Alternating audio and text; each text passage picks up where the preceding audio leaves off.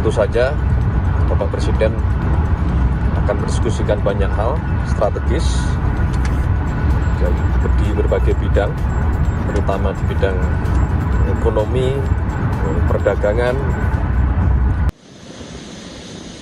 Presiden Prabowo Subianto disambut Menteri Luar Negeri dan Kepala Protokol Jepang di Bandara Internasional Haneda, Tokyo pada Minggu malam waktu setempat. Mensesnek Prasetyo Hadi bilang selama di Jepang, Presiden Prabowo akan bertemu Kaisar Naruhito dan agenda pertemuan bilateral. Tentu saja ini dalam rangka memperkuat kerjasama kedua negara yang telah berlangsung cukup lama. Dan tentu saja Bapak Presiden akan mendiskusikan banyak hal strategis di berbagai bidang, terutama di bidang ekonomi, perdagangan, teknologi, dan tentu saja bidang pendidikan. Dan berharap ke depan dapat ditingkatkan kerjasama antara kedua negara. Dan saudara, informasi selengkapnya terkait lawatan Presiden Prabowo di Jepang, kami akan tanyakan langsung kepada jurnalis Kompas TV Cindy Permadi langsung dari Tokyo. Cindy, selamat malam. Setiba di Jepang, apa agenda Presiden Prabowo dan kapan rencananya Presiden bertemu Kaisar Naruhito? Ya, Valen, kalau untuk malam hari ini agenda sudah rampung karena tadi setibanya di Bandara Haneda, Presiden Prabowo Subianto bersama dengan delegasi atau bersama dengan rombongan langsung menuju ke hotel. Kabarnya sempat ada rapat terlebih dahulu untuk internal, tapi juga memang itu juga berlangsung tertutup. Dan tadi kami lihat ada beberapa Menteri Kabinet Merah Putih yang memang turut menyambut kedatangan dari Presiden Prabowo Subianto. Beberapa menteri itu misalnya tadi ada Menteri Perekonomian Erlangga Hartarto, kemudian ada Menkom DG Mutia Hafid, ada Menteri Kehutanan Raja Juli Antoni, dan beberapa menteri lain. Nah, kalau kita melihat daftar-daftar menteri yang ikut menyambut atau yang berada di Tokyo, artinya ya mereka akan menjadi bagian dari delegasi yang bisa jadi menggambarkan sektor kerjasama yang akan dijalin antara kedua negara. Nah, ada 3 agenda utama Presiden Prabowo Subianto di Jepang.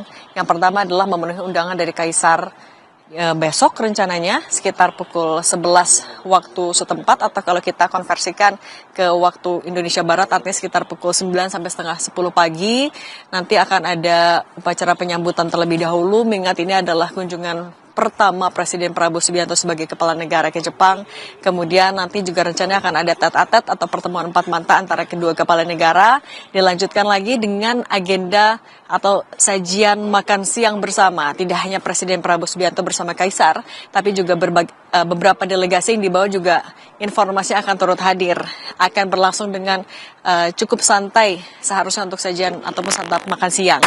Lalu di hari yang sama sebenarnya ada juga agenda kedua adalah menghadiri forum bisnis antara Kadin dengan seperti Kadinnya Jepang juga. Tapi untuk kehadiran Presiden Prabowo Subianto itu masih harus dikonfirmasi apakah agenda kedua itu nanti akan hadir atau tidak.